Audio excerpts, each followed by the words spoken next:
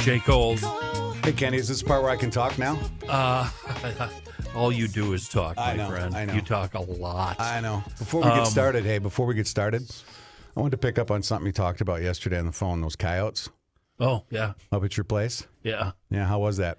Well, they've got a route, so they come into the area every 5 to 7 days. Yeah. So if you're out there trying to call in a coyote when they're 50 miles away, you're wasting your time. Yep. But they're in the area now, so I thought maybe I'd bring one in. Have you ever heard a wounded rabbit call? Have you ever heard the sound of a rabbit being murdered? Yep. I hear it in my yard. One of the worst sounds the worst there ever. is. Yeah. It's bone chilling. Yeah. Last summer, an owl got one in my yard, and it was really. And they're unprotected. Huh? They're one of the few species of animals in the state that are unprotected, which means the DNR wants us to get rid of them year round. Well, you got to. You know what it Especially does where for you me, are. Jay? It gives me an excuse to go out and sit outdoors. That's what it. I need an excuse to go outside. I understand. I understand I understand why you live in the woods. I get it. I'm with you, brother. You do too. I live in the woods, and people are like, how do you like that now that you're retired? I go, I like it even better. Yeah. I don't know. I got anybody coming around me except porcupines and bears. I can literally walk out the front door of this building, and I'm out there. I'm in my prairie. And the biggest advantage we have that the city folk don't have is we can walk into our yard in our underwear any time of day, and it doesn't matter. Doesn't matter. Nobody questions it. Poor Ryan Ray, she's sitting over here going, is this really what what did I sign up for? A busy morning in the world of fraud. We had our own hearings right here in our capital talking about fraud. Mm-hmm. And then the governor and the Ellison were both in Washington getting grilled. And we're going to talk a little bit more about that later down the road here. Pummeled. They didn't get grilled. They got pummeled, Jay, which is what happens every time. It made me want to. It was just gross. Yeah, it's a lot of theater. These people it really is. These people are running our lives, and they're all despicable. But I'm old enough to go all the way back to the Watergate hearings. Nothing's much changed in the last 40 to 50 years, right? When they have these congressional hearings, it's a lot of theater. It's posturing and yelling and pointing and shouting. Ryan, welcome to News from the Krabby Coffee Shop. We promise we won't get you fired. Yeah, nope, not going to get him fired. Let's stay away from that. No, we love you. We want to have you back. Yeah, happy to do it. You guys have nice facilities up here. Not bad, right? For a little podcast. I don't get up to this floor very often, so this is nice. Kenny, I was walking him down Radio Row down there. He hadn't been up there in a while. Yeah. He was looking around at the studios going, and I'm sure in his head comparing them downstairs to TV. Like nice paint and very beautiful up here. Clean. Yes. Did you notice it was clean? Yes. In radio, we all got into radio because all we do is goof off. That's right. You guys are really serious downstairs in the basement. I did. Hey, Kenny, it's funny you should say that. We were coming down the hall. I go, it's a lot looser up here, man. A little bit more. We actually laugh a lot up here on I this heard floor. some chuckles as I was walking by. Yeah. There's the meetings are way different. Nothing that we say in radio ends up in HR. That is the truth. It probably should. It should, but it never does, which is amazing. I want to talk about your piece this week, Ryan. Really fascinating about the Minnesota Promise Grant program. Yeah. Good reporting. Thank you. Yeah, no, I started looking into this around Christmas, actually, and then the world fell apart, So they kind of got on the back burner for a little while there, and then we just kept digging, and Jay, you just kind of keep going down this...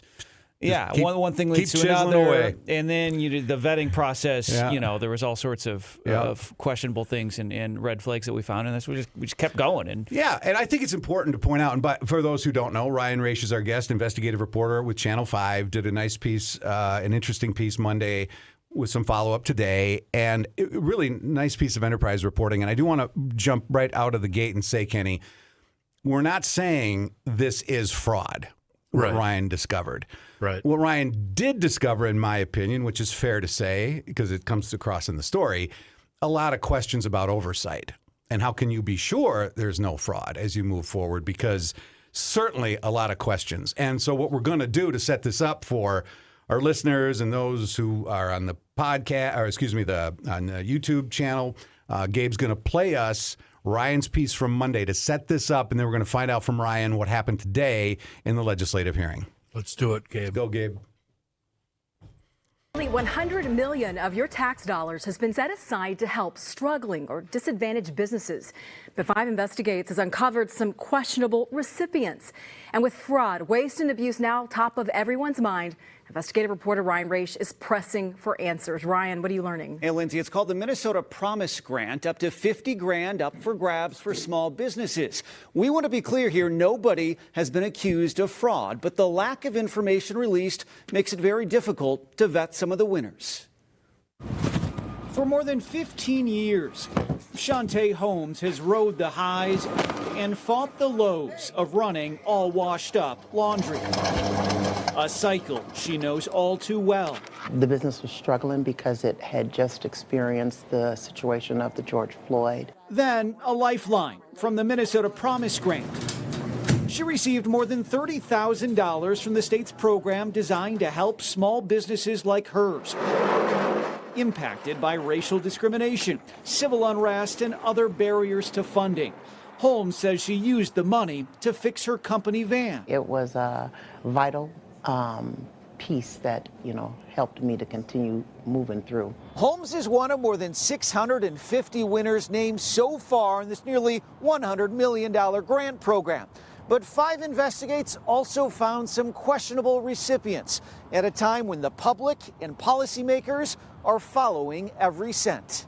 Among the winners that stand out, not business names, but more than 300 people who the state says qualify as sole proprietors.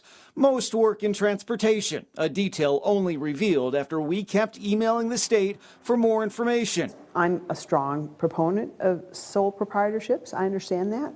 But it's a little bit harder then to have that lens onto how is the money going to be used, or more importantly, how was it used? I'm a reporter with Channel 5, KSTP. I tried tracking down as many recipients that I could find, and not everyone was excited to hear from me. You can call 911 if you want. I'm just trying to find out what you're using the funds for. The state gave this housing stabilization company more than $33,000. We found it billed Medicaid nearly $4 million since 2023, including through that housing program the state shut down last fall over fraud. By phone, the owner told me when they applied, they were under the $750,000 limit to qualify. Just have to fill out some paperwork and getting $5,000. I think a lot of people would take that deal. It's free money. Just file the paperwork. Then there's B&M Vital Home Care. It received nearly the maximum grant, but a quick check online shows the state revoked its license 2 years ago. Your call cannot be completed as dialed.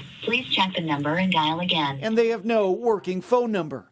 I brought our findings to the state senator who drafted the bill. How do you respond to that? What I say is that if there was a license that was revoked for some reason, because there could be a technicality. They said this was a serious issue that affected that put in jeopardy the health and safety of the clients in that business. Well, I don't know about DHS saying that. We didn't receive any notice of that. But let me also say this. We make sure that there's no fraud and there's no possibility of fraud in the Promise Act. Champion says he did many site visits himself and says the Department of Employment and Economic Development and its partners perform a laundry list of checks, including going over tax forms, checking addresses, and Secretary of State filings. Even when you think in terms of the cherry picking that I think is important for reporters to do, that I think it's important to put context around these things. I'm not sure if cherry picking is the right term. I mean, we're going through the list to try to verify. So I'm not here to, say that you're wrong for doing the work that you do. We want you to, because guess what? We know that there's no fraud. But we also know that there are hundreds of businesses receiving grant money that we, the public, know absolutely nothing about. Let me ask you this. Does DEED check with DHS to see if there's been any credible allegations of fraud or a stop payment order issued before grant money goes out the door? I think that's something you have to ask DEED, right? Because I can go through the list. Well, it's part of your legislation, right? Well, part of my legislation is for small businesses. I did go to DEED, the agency in charge of the oversight here. They ignored my interview request, but in response to that question about whether they first check for allegations of fraud or stop payments, a spokesperson told me this. Quote, in the past, staff did not have access to not public data related to fraud, investigations, and stop payments being led by other agencies. I followed up today and they learned they are now doing that under a new executive order. And they previously told me they do spot checks on a percentage of all approved applications, Lindsay. All right, so who is actually in charge of picking which businesses get the money? So these are called pass-through grants. And here's how it works in the Metro. A nonprofit called the Neighborhood Development Center actually does the lion's share of the work here. They, too, refused to sit down for an interview, and their hired PR firm did not respond to any of my written questions, but acknowledged that recent events have raised important and legitimate questions. In a statement, NDC said, quote, it understands its role and responsibilities related to these issues to ensure this important work continues to be done in a way that has impact in financial accountability. We'll continue to track this. There are more rounds to be funded here, so this program's not done. Grocery prices, though, continue to squeeze. Great story. Thank you. Yeah, great story by Ryan Raish. Thank you. The first question I had, Kenny, I was sitting here chatting with Ryan, and then you and I have discussed this.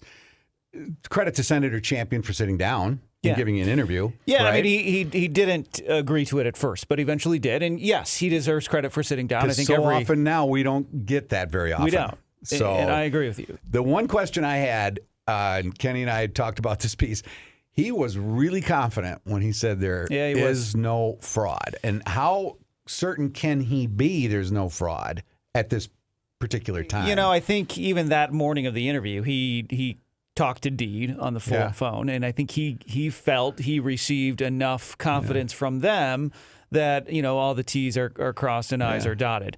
However, we know he didn't visit every single operator, and certainly not all the sole proprietors, or maybe any of them. The businesses that we all can figure out what the business is, that's easy. The ones where they're the individual names, that's where it gets a lot harder to vet. And to know. To certainly know. And the public database is what I spent hours doing, trying to find phone numbers for these people, and they very well may be running a legitimate business. It's just hard to find them. Find them and ask them questions. And would you use the money for? Anything, which is what we spend so much of our time doing. And that's why I think the sole proprietorship part of this is, you scroll through the list, and I know I'm getting the social media pings as well. Everyone's fired up over it. And it raises a lot of questions. Yes. The transparency piece is what is making it difficult to verify and say this is what it is. Yeah. And Kenny, you noted, you sent me a message this morning, didn't you? There was something about out-of-state recipients, right? So this is really confusing for me because I went to the awardees, the people that have won. And I started just scrolling, and I'm seeing a lot of Muslim names, individuals, of course. But I keep scrolling, and I end up seeing some out-state businesses that shouldn't qualify under the Promise Grant awardees, but they do fall under different financing programs that fall under the Deed umbrella, right? Okay. So I open up the page on the Employment and Economic Development page from Minnesota, and I see financing programs, and there's the Minnesota Investment Fund, the Minnesota Job Creation Fund, Trade Zone Fund, and on and on and on, one of which is the Promise Grant, right? Yeah. So why, and then in another area, like you say in the story, they provide me a map of eligible businesses that have been affected by these racial issues, right? And it's all in Minneapolis, St. Paul. Yeah, and there are different regions of the Promise Act. So, we focused most of our work on the Twin Cities because that's where most of the money's going. Okay, so it could go statewide. Yeah, it absolutely does. There are pockets. My question is, I found an organic farm in my area up in Fergus Falls. They got 30-something. And then there's a pizza joint up in Pelican Rapids. And I'm not criticizing these people, and I'm not saying they don't qualify. I just thought it was surprising that somebody from Pelican Rapids qualified for $50K. And I think that's what is difficult, and what other people have pointed out. Even the legislative auditor who I talked to yesterday, who told me flat out, there is so much discretion here on who gets these grants and who qualifies under the letter of the law, because you can check if you were impacted by civil unrest, if you have faced any type of racial discrimination or other barriers to funding. I mean, that's a very broad set of barriers criteria. to funding. Yeah. I have the paragraph right here on that webpage. This program, through a series of statewide partner organizations, will award grants to eligible businesses in communities that have been adversely affected by structural racial discrimination, civil unrest, lack of access to capital, loss of population or an aging population, or lack of regional economic diversification. Yeah. So that would take you to outstate Minnesota. Loss of population, of or aging population. Loss of population. It's just it's this wide net. It's really broad. I mean, it's very easy to check one of those boxes. And I think they do give preference. You know, maybe if you hit more of those categories, you get sort of a higher score to perhaps get the funding. But I think it gets to your point of how do so many people qualify. Well, that explains it, I think. It reminded me, too, a little bit of some of the stories I did back in January of 2025 that Kenny and I have talked about on the show before when I was looking at the Childcare Assistance Program, when you talk about trying to find the licensees, the people that own, that hold the license, run the daycare. It's very similar. I couldn't find anyone by phone or knocking on the doors, as I eventually did, to know who was running what and when and how. And those were actual business names, I think, right? Correct. And so it wasn't sole proprietor. Yeah, so that was the part that, took a lot of time to try to find anyone. Yeah. And again, we don't know. I'm not saying that it's fraud. We don't know what it is. It's a question of oversight for sure. And transparency. And we all know when you have, because state leaders have admitted, when you don't have the guardrails, when you don't have the oversight, that's what leads to the fraud. So what you're finding is significant. Yeah, and this leads us to what happened today. So there's a hearing today, a House committee hearing led by Rep. Dave Baker, and it was all very timely since our story just aired, and a lot of the questions were about, like, well, what's going on here? I mean, was this vetted properly? Was this, and what we're finding here, and what a lot of lawmakers were honing in on is, 2 years ago when this passed, they don't feel, at least the folks on this committee don't feel this was vetted properly with the proper guardrails in place at that time. And so Deed is kind of sitting back almost and saying, well, like, this is what we're dealing, this is what we have here. This is what you passed. Yeah, and I remember the assistant commissioner, or deputy commissioner at Deed saying something like, this was really modeled after one of those relief programs. It's not a reimbursement program. It's not a loan. But that's why, for instance, there's a lot of people hot about, well, why aren't businesses required to report back how they used the money? They use the money, right? There is no requirement. They don't have to report back on how they use the money. And that's what some lawmakers are fired up about right now. And Deed's like, well, it's not part of the legislation. Right, not part of the law. And this was just round one. They're already prepping for round two. Yeah. It was the 650 winners of $100 million. Ryan, where did the $100 million come from? So the overall pot of money is about $100 million. And so this is why this story, I think, is important, because they could do something now to prevent and maybe put some guardrails up and figure out, okay, where do we need to be more transparent and fine-tune this before they hand out another $70 million. I think $70 million is what's left in the further, other rounds of funding here. So it's still ongoing right now. Is it our taxes, though? Oh, yeah. It's all tax dollars. It's all Minnesota tax dollars? All Minnesota tax dollars. Nothing from the feds? Nothing from the feds. So general fund? General fund, yeah. So it's a lot of money. I just find it fascinating learning where my money is being spent. Right. And I've had this discussion many times on GL. If you're late paying the state, or if you miscalculate by $5, the state is going to send you threatening emails and threatening letters, and they're coming for your house and your car and your kid and your underpants, and they're going to take everything away until they get that last $5 squeezed out of you. And so I think it's really interesting, especially going to the awardees and seeing where our taxes are being spent. The ones that jumped out at me too, Kenny, were the sole proprietors. Is that fair? Yeah, it jumped is. Out at me. And like the woman you saw at the top of our piece, Shantae, who was great, just a sweet lady who, and I explained to her, listen, this is what the story's about, but I want to show someone that I can show them what you did. And used it properly. And she, graciously opened her doors and let us do that. But those are the easy ones. Correct. Those are the ones where, like, I think there was a brewery that probably everyone has visited, and I can probably figure out how they're using the money, whether it's Well, she payroll or told whatever. you. Yeah, she told me. Use it on my van. Exactly. But the ones who you can't get a working number, like literal business names. No numbers. You went through that with Same CCAP. thing. And the fact that he was going to call 911 on you, to me was he was not happy. Yeah. I don't, maybe it was a language barrier. He didn't understand what I was doing. I was very clear. I'm a reporter. I'm just trying to understand so we can report back how you're using the funding. This taxpayer money that the state said you qualified and for. fair questions, all of it. Yeah. I have to admit, Ryan, I have been tempted to call 911 when Cole's called. Seriously. Well, it's interesting because you wouldn't be the first, probably. I was surprised, like Ryan. That's very true. I was the first one. That's almost too close to home.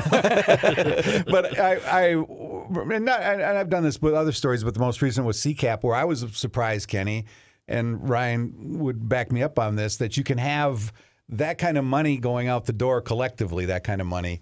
And yet when you go to try to reach people who are listed with the state as the owners and the operators with addresses and numbers, and none of it works, and you can't find anybody, and of the few numbers that do work, you leave messages repeatedly and nobody gets back to you. Yeah. Then I went to the daycare centers to see if I could find some of these owners, and I couldn't find them. Yeah. For days on end, all different hours of the day.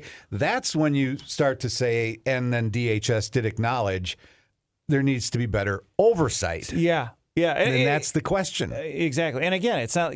That's another example of a legitimate news operation. Like we can't make leaps. Correct. It raises questions. It doesn't prove fraud. It's not our job to solve the problem. Exactly. I've tried telling people. Ryan and I, the work we do, and other good reporters. You go out and find stuff like this, and you raise the questions. You see where there might be a problem, but you can't prove it because you don't have subpoena power, and you can't go get search warrants. Yeah. Our job is to do what you did. Yeah. Lay it all out, and then it's their job up at the Capitol or wherever it might be, Minneapolis City Council, wherever the story might be. Figure it out. They're the ones who have to figure it out. You know what else? In just with this committee hearing this morning, something that came up was one of the organizations that the way this works is Deed doesn't handle it all. They partner with organizations to take in all these applications. Yeah. And that organization said they flagged about I think 50 to 60 applications that they suspected were fraudulent or something was off with them. Not only them, but some of the other outstate organizations that are doing this as well. So up to 50 to 60 that they noticed, like fraudulent tax forms and people trying to steal money. And so that's significant. Yes. Lawmakers were upset because Deed hasn't done anything with those flagged up. They didn't turn it over to police. We're going to report on that tonight. They didn't do anything with them. So that's what you found out at the committee hearing? That was one of them. Yeah, that was one of the things that we found out. So and NDC, this organization, they're touting that as, hey, look, our process does work. Okay. So we flagged these. We didn't focus on those in our initial reporting. Obviously, we didn't know about those. Right. We're finding these other things, but this is. I think it's another sort of chapter in the reporting here. Well, Ryan's gonna have this on at 5 and 6 or 6? 6 o'clock tonight. 6 o'clock on Channel 5. If you miss it, you can always catch it on the app and on YouTube. But I'll be looking forward to seeing that follow-up tonight. Are we doing a tutorial on how to fraud the state? Because I'm thinking here, as you guys are talking. That's what it feels like sometimes. Now think about this. All I have to do is become Kenny Olson LLC, right? Well, and my LLC is I'm going to raise 1 acre of turnips every year, and I plan to lose 100% of my investment in those turnips. That means I'm going to qualify for something, right? Well, let's put it this way. When you have as broad a net in this particular instance as you pointed out, we're being absurd, but... Oh, yeah, of course. Tongue-in-cheek, but how easy is it? It's pretty... Well, the one soundbite from the state rep, I think it was Representative West... Oh, yeah, Nolan West. Yeah, like free money or whatever he said. He says fill out the paperwork and it's free money. That's all you got to do. So, Kenny, for the turnip farm, fill out the paperwork. I grow turnips every year for the deer anyway. I may as well get $50,000. I knew you were going with the deer hunting and the turnips. Yeah, of course. He's on deadline. We got to let him go. All right, thank you, Ryan. Right, thanks so much. And we might have you back. Yeah, absolutely. We're going to keep. I think this is going to have legs, and I think the main takeaway of this hearing today was some lawmakers want to make some changes here because there is time to tweak this before they hand out another $70 million. And 50 to 60 that have already been red flagged. Exactly. That to me is very, very interesting. Yeah. Also shows you're going down the right trail. Hope so. All right, Ryan we're Race gonna at take 6 o'clock on Channel 5 tonight. Thanks guys. Thanks, Thank Ryan. you. We'll take a quick break and reset and come back with another guest right after this. All right, Jay, you dug up a wonderful guest. I'm really excited to welcome Scott Dexter to the CRABBY Coffee Shop. Scott, hi. Thank you for joining us. And Jay, set us up here. Thank you for having me. Give us some background, Jay. So, Scott's been kind enough to join us. He is a retired Minnesota DHS, Department of Human Services, fraud investigator. Prior to that, long career in law enforcement. And I had seen Scott's testimony, and I really wanted to find him. Took a little time, but I finally found him. He was nice enough to join us for an interview. I think you said to me, Scott, you haven't done any media interviews. This is the only one you're doing, or the only one you've done? Because of that. One quick follow-up. After the hearing? Follow-up radio after the hearing, but that was it. Yeah, and so we really appreciate you joining us. And it was interesting, Kenny. Scott was brought before the House committee to talk about fraud in Minnesota, and more specifically, who knew what, when did they know it, and what did they know, right? And his testimony, as you saw, was really, really, really interesting. Yeah. And I think that's where we kind of wanted to start. Scott was a fraud investigator from 2014 to 2019. I got that right, Scott? Yes. Yeah. So in your 5 years, let's start there. What did you find in those 5 years? Kind of boil it down for us and tell us what you found in those 5 years of investigating, primarily Medicaid fraud, I'm assuming, right? No, ours was strictly Childcare assistance. Just the CCAP program. That was it. Which I get some Medicaid money, but yeah. So just a little bit of background. So prior to 2014, DHS did not have an investigative unit for the CCAP program. That all came to light when, towards the end of 2013, or in 2013, there was a investigation into a large daycare operation called DECO. Operated 3 daycare centers in the Twin Cities, and that was investigated by Ramsey County and Hennepin County fraud investigators. And so DHS at that point realized they needed to have their own investigative unit, so they created ours. And I was one of the original 4 investigators that they hired. They hired 4 retired law enforcement officers that had investigative experience. So when we got in there, that was our sole purpose, was to investigate any fraud occurring within the child care assistance program. What'd you find? So that's, of course, ours, during the course of our investigations, we did find overlap within other programs such as Medicaid, medical transportation, home health aides. It all kind of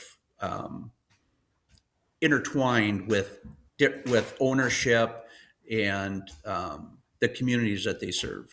How do you start a fraud investigation? What's the process?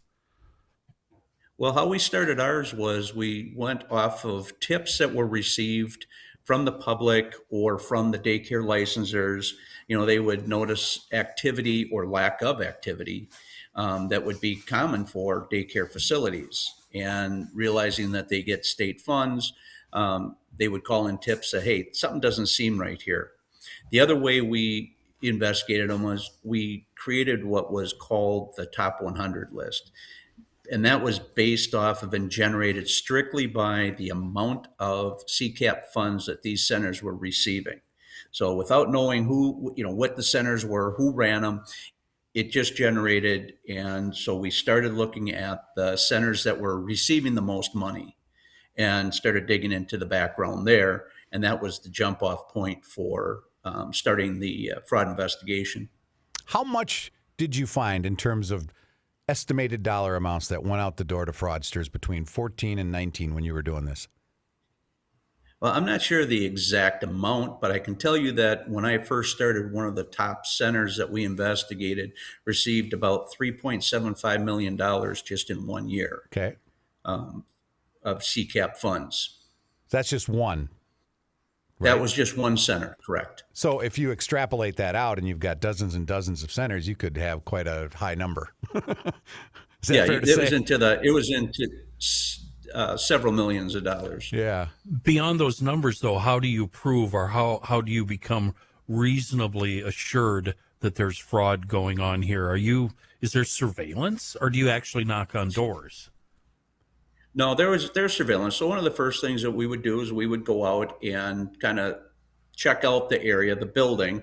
One of the things that a common trend that we noticed with the centers were they were in leased buildings in like industrial areas. They were large facilities, but they would have the windows totally covered, so you really couldn't see anything inside.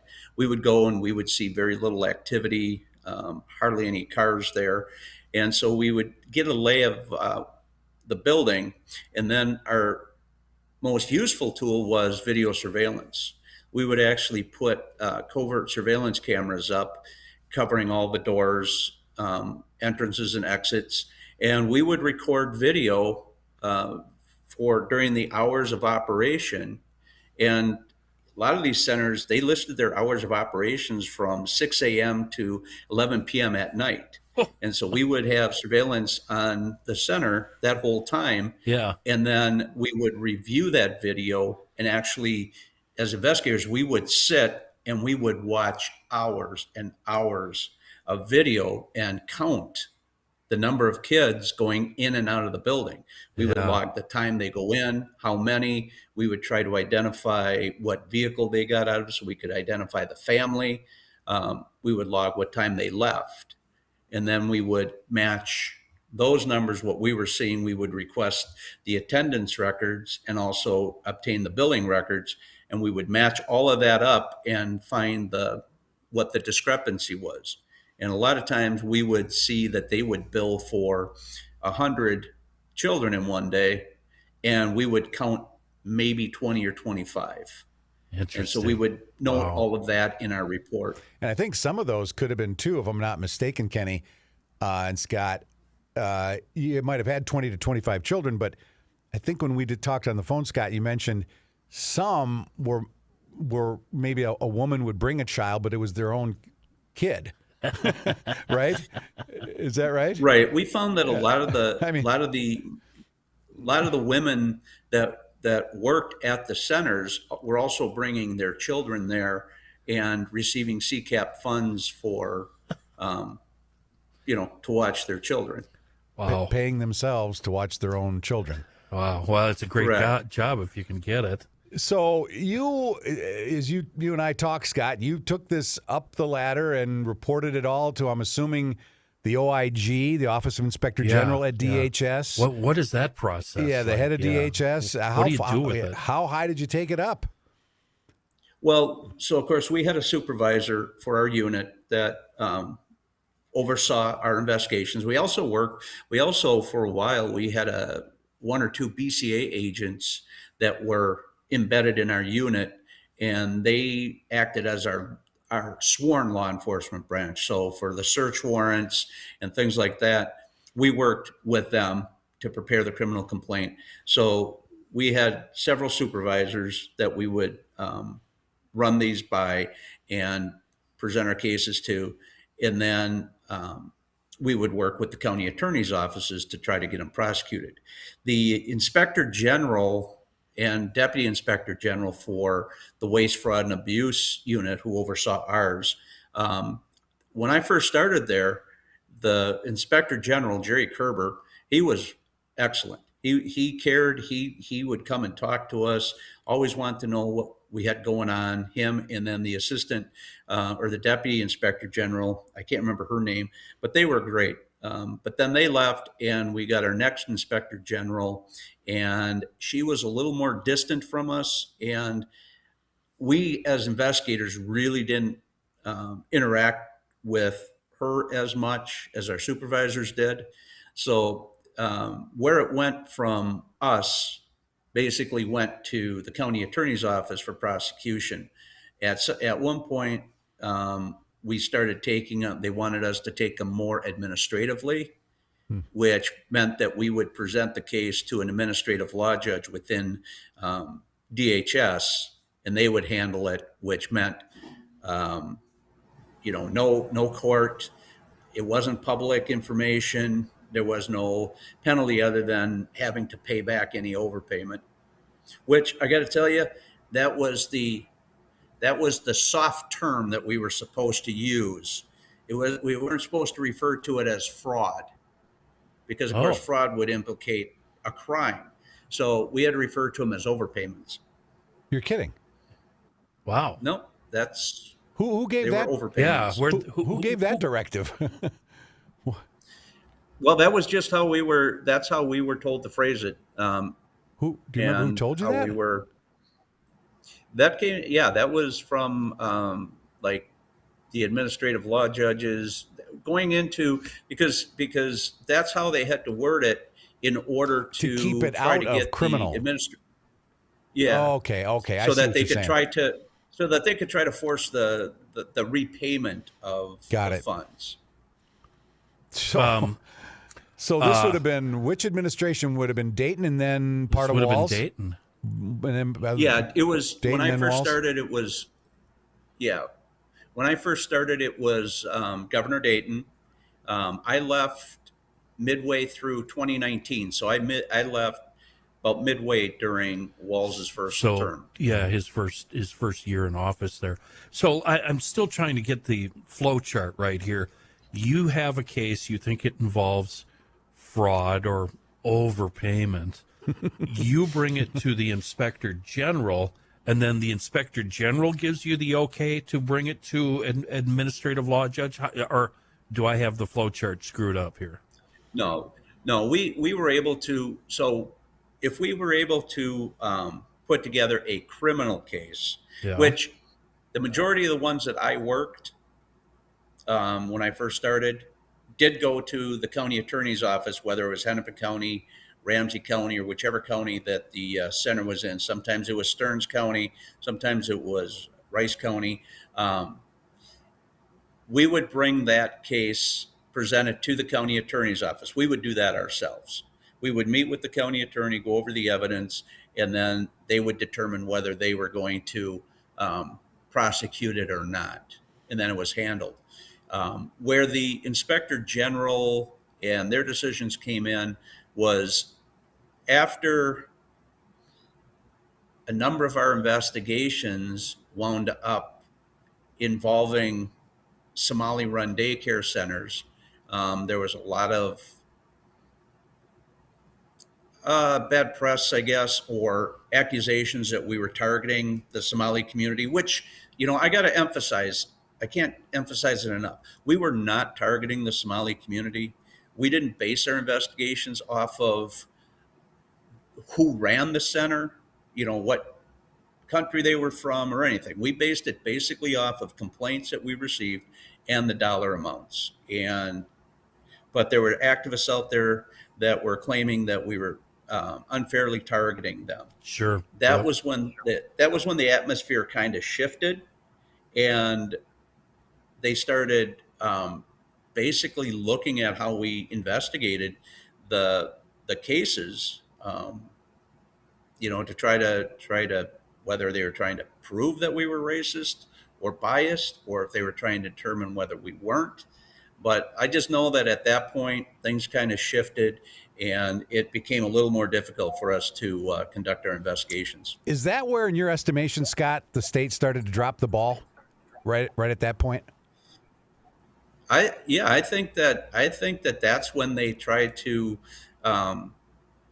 keep us from conducting the investigations, making it a little bit more difficult for us, and questioning our motives, which we were just doing the job that we were hired to do. Right. Investigate fraud. Do you think that came from the governor's office, be it Dayton or Walz? Where do you think that pressure came to try to even almost stop you guys from doing the investigations? Well, I can only speculate that it came from the governor's administration down, because with all the activists, and one of the things that Minnesota was really proud of their Somali community and their Somali or the refugee resettlement program, and bringing the Somalis into Minnesota. And there was a lot of concern that our investigations targeting the Somali community was going to jeopardize that or put that put the Somali community in a bad light.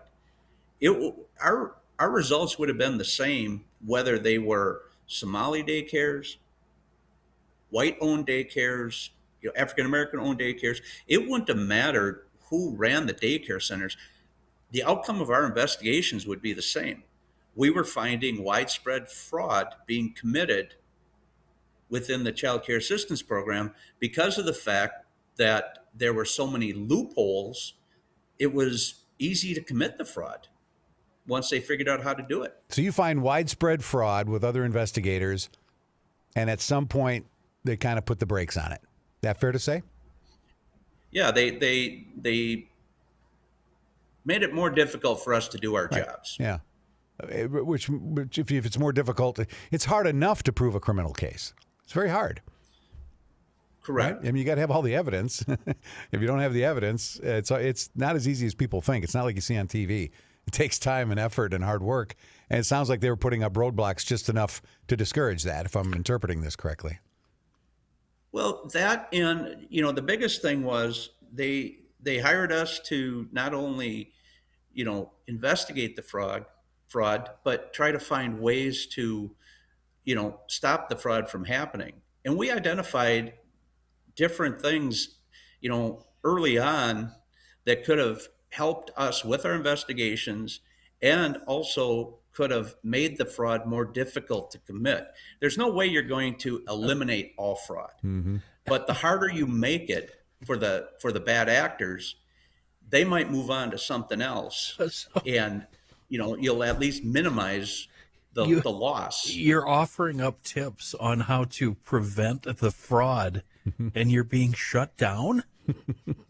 My well, God. They didn't want to.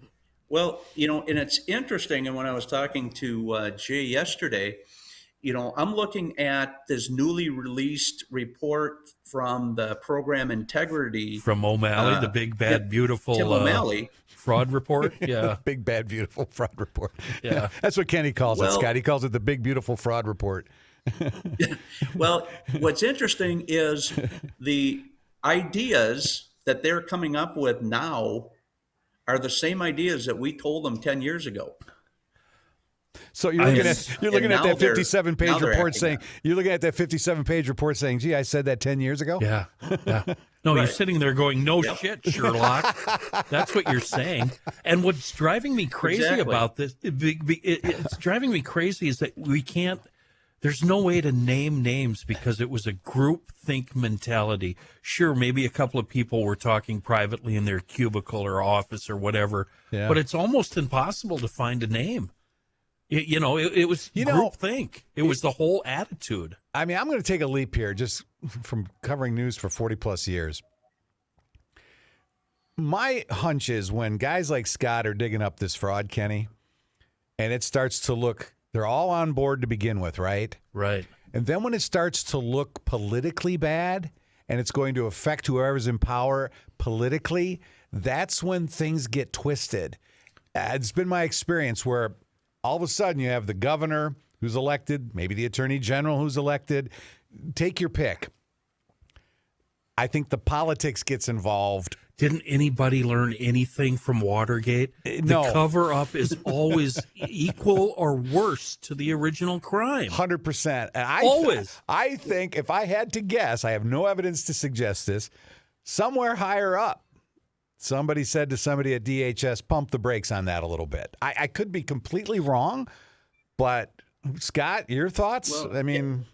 the thing is that, the idea that, the Child Care Assistance Program exists to assist families that truly need the help.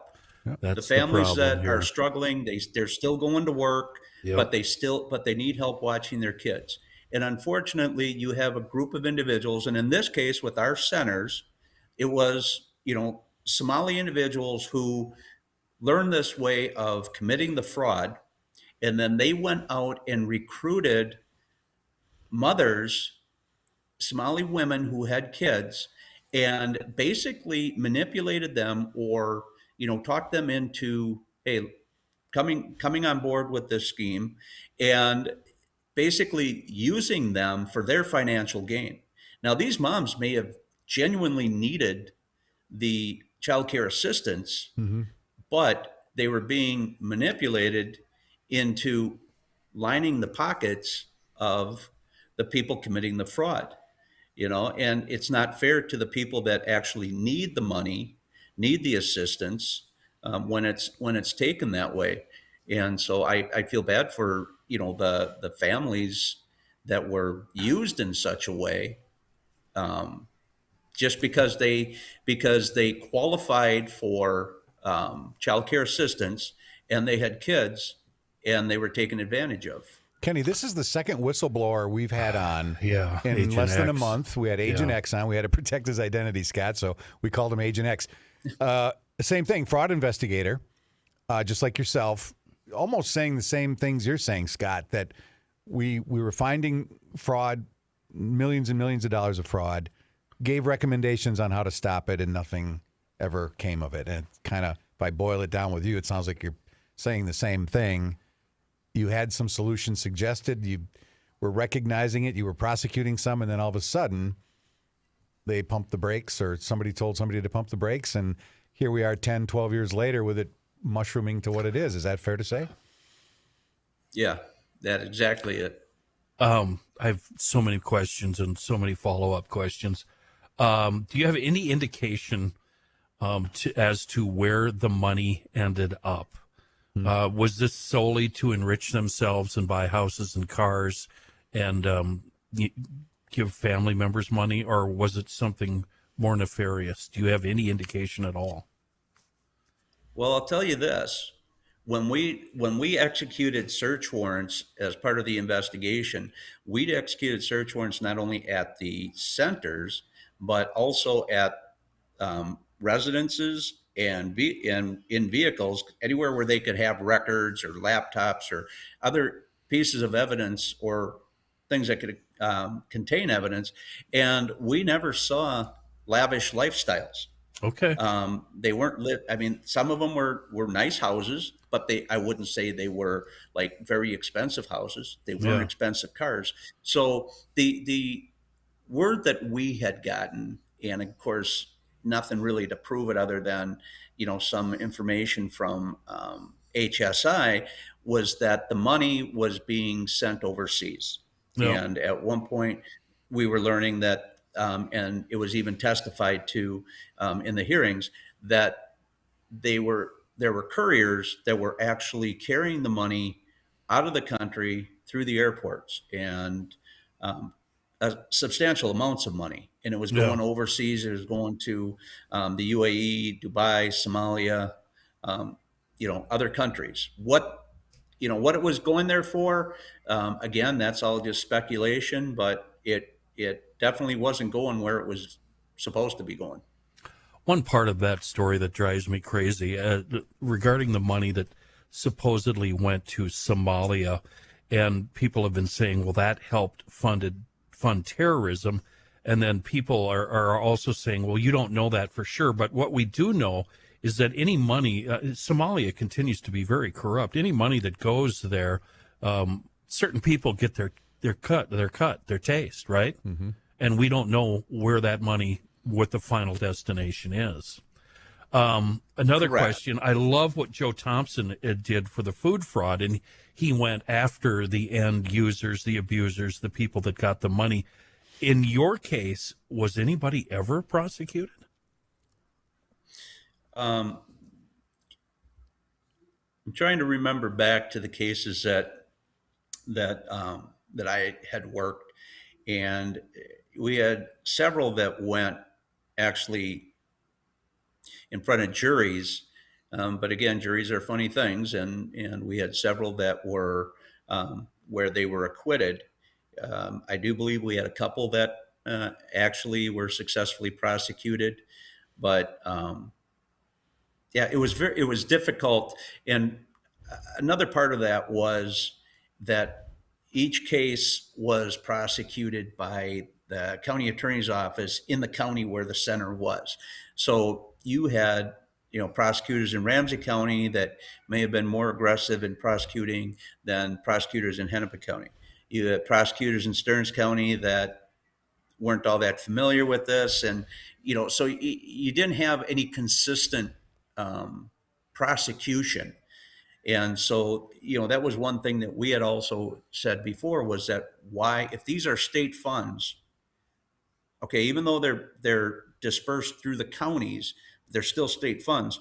Why aren't they being, prosecuted through the Attorney General's office? That way you have just one prosecutor, or prosecutorial person to handle it. That way it's consistent. But it was all done at county levels. So none of the cases you were affiliated with, Scott, ever were prosecuted by the Attorney General, which would have been Keith Ellison, I believe, right? Was he in the teens? No. Who was it before Ellison? Was it Klobuchar? No, she was a Hennepin County attorney. Oh, that's right. Well, I can't even remember now who was prior to Ellison. That's how bad I am. It doesn't matter. Regardless, it could have been handled by the Attorney General, whomever it was at the time. And it sounds like, Scott, they didn't. I'll look it up. They didn't do it. It's the simple way to put it. They didn't do it. They let it all be handled at the county levels. Fascinating. Lori Swanson? Lori Swanson. Yes. From 2007 to 2019, a Democrat. She was second in command to Mike. Mike Hatch? Yeah. And Mike was before her, 99 to 2007. Yeah, he really wanted her to get it, and she got it. I completely forgot. That's an age thing. Well, this has been really good, Scott. Thanks. Really appreciate it. All right, no problem. I mean, it's got to be frustrating for you. It's frustrating for you to have recommended this stuff over a dozen years ago, and you see it where it's at today, right? Well, it's like I said, when you see the stories that Nick Shirley was putting out and seeing the same activity that was going on 10 years ago, nothing changes. In fact, some of the centers that he was showing in his stories were some of the same centers same locations that we investigated, just under different names. Go ahead, Jay. So tell them. Even if you close one down, another one pops up. Scott, listen to what Jay's going to tell you. Well, it's interesting. The centers that Shirley visited were the centers I visited in January of 2025. Now, I don't know if Nick got them from my story or not, but it was quite interesting that he went to the same centers I went to, essentially. Nick, I had a little different set of rules. I would have had to have hard evidence there was fraud in my hands, right? I had to do stories, Scott, as you saw, where we raised questions about the oversight, which was fair because we don't have subpoena power. We can't go get warrants. Nick took it a step further to say, no kids here, it's fraud. My attorneys would never let me get away with that. But it was interesting. At least 3 of the centers were the same centers I had visited. So, it's and as you know, I went back all the way to 2010, 2011, 2012 doing Medicaid and Medicare fraud. Remember you mentioned Jeff Ballion and I from Channel 9. So for some of us old goats who've been around covering this stuff, it is surprising that 16 years later, 15 years later, it's where it's at now because we did stories, you did investigations, and nothing much changed. I have one more question, Scott, and it's just an opinion question, your opinion. Do you think this is going to go anywhere? Or are Jay and I just wasting our time here? Because frankly, we're looking for names, and I love the fact that we're going after the people that benefited from fraud, but I'm more interested in the people that allowed it to happen. After they were warned. And I'm just wondering if those people will ever have their day in court. Yeah, fair question. I highly doubt it. Yeah. I knew you were back to the year, all my years working there. I just think current climate, no. Fair enough. Nope. Fair enough. Really good interview. Thanks, Scott. Appreciate you taking the time. Yeah. All right.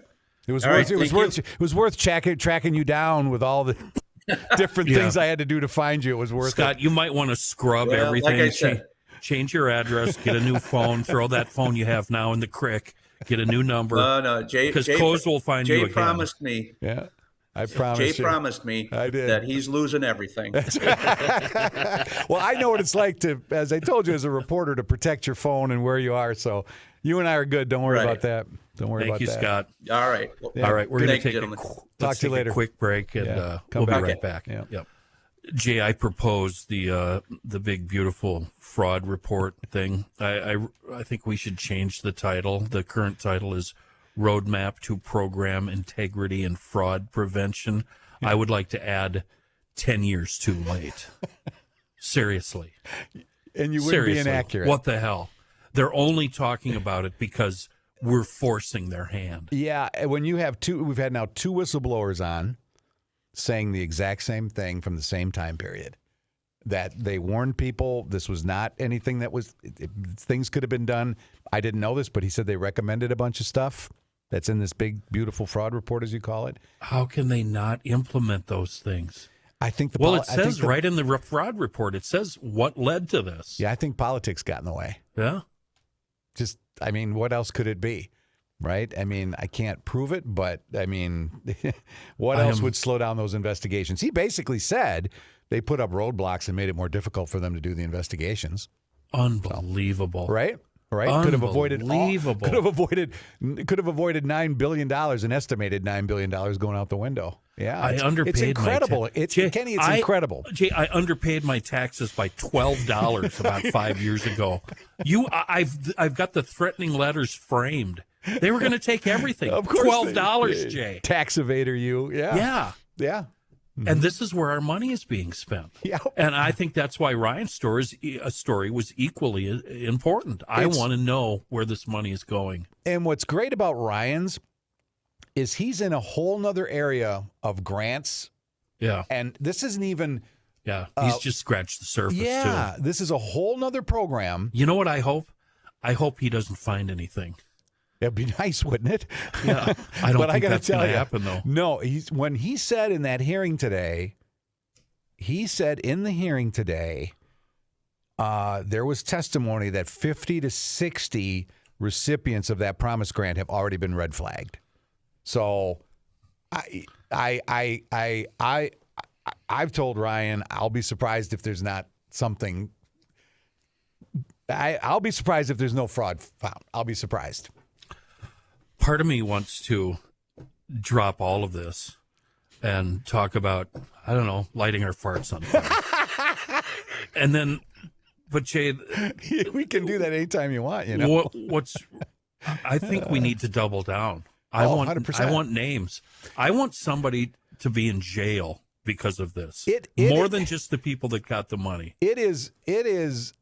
You're right. There at some point, I wish you're so right, Kenny. I wish I would have thought to bring this up to Ryan. And next time we have Ryan on, we'll have him talk about this. He did a story about a month ago that caught my attention. I called him and we talked about it over the phone. I should have maybe had him on CRABBY. He has been asking for months now, well over 2 months. He's been asking the Walz administration and DHS, which is part of the Walz administration, how many people have been fired as a result of this? And what a great question. He's not received an answer. Oh, that's an answer right there. Right? He's not received an answer. And then we need to talk to those people. Then here's what caught my attention with that is there was another hearing yesterday. Yeah, it was yesterday, where a state lawmaker actually brought that up. I think he might have referenced Ryan's story and said, can you tell us how many people have been fired? Yeah, he said it to DHS. The lawmaker said it, DHS was on the hot seat, and they didn't have an answer. They said they'd have to get back to him on that one. Now, that should be, Kenny, so easily. They may not have to get into great detail, but under state law, if you're terminated, if you're fired, and you're fired for cause, that becomes public information. Those are the people we need to talk to because they'll name names. Yes, you would think. But then we have to do diligent. We can't be like this kid on the internet. You're going to have to confirm this through multiple sources. Got to prove it. And I did ask today. Actually, we answer to the same lawyers upstairs that you guys do downstairs. So don't get me in trouble. No, anytime I come across something. I got to pay my taxes, Jay. So do I. I'm enjoying retirement. I don't want the government after me. What I want to do, well, whenever we get something like that, of course, I'll run it by Christine Tietz, our attorney that I work with, what was I going to? I had something I was going to tell you. Oh, so the hearing today with Walls and Ellison, right? Emmer was in that. So I just rifled off an email today to Emmer's office saying, "Hey, all these whistleblower letters were sent in to the hearing. All these bunch of letters from whistleblowers with signed affidavits. So it's kind of like a sworn testimony, if you will." Were submitted to the committee. And I said, can we have those whistleblower letters? I've asked for the letters. Should that be freedom of information? I would think if it's submitted as a sworn affidavit in a congressional hearing, if not the names of those people, at least the content of those letters, I'm going to try to find out. I doubt I'll hear back today from Congressman Emmer's office, but I did put in the request right away when I heard there was letters being submitted. In different cases, don't our lawyers then file something to find out if it's a Freedom of Information Act issue? Well, if Emmer's office, this is hypothetical because I don't know what's going to happen, but let's say Emmer's office gets back to me and says, no, that's private. Yeah. Then the next question you would ask is, okay, can you cite the statute? And which chapter of the statute are you using to deny me this request, deny the request? Then you give it to our attorneys and they review it, and then they decide to call and say, we don't see it that way. They write a letter back. So there's a little bit of a process. So we have to wait and see what Emmer's office says to us about the public accessibility of those letters. Because wouldn't you love to see the letters from I would love to see the letters from the whistleblowers that were submitted to Congress. I want to see those. Would they have a reason to be afraid for their safety? Yeah, I suppose they could. Or just privacy? Mostly they want privacy, like trying to get Scott to do the interview. Yeah. Thank goodness he was familiar with some of my work, and some people that actually reached out to him to get in touch with me after I was trying to find him put in a good word for me. Yeah. Because he probably wouldn't have done the interview otherwise, because they're just nervous about their private life. They don't want to be, he didn't even want to tell me where he's living now. He's not living in Minnesota anymore. I don't blame him. Yeah, they're just... I'm not telling you. You actually don't know exactly where I live, and you'll never find out. Oh, I'll find out. You bastard. I don't know. Are we done here? Is there anything else? No, I think that's it. I think we should give one salute to the first Sergeant Amor, who died in Kuwait from Minnesota, from White Bear Lake. So condolences to the family, and you and I'll just keep plugging away, and we'll be back next week, eh? And thanks to Gabe, who's running the show now. It's really fun to have Gabe in charge. Gabe has saved my life 2 or 3 times already. Yeah. So. And thank you to everybody for listening to News from the Krabby Coffee Shop. See you next week.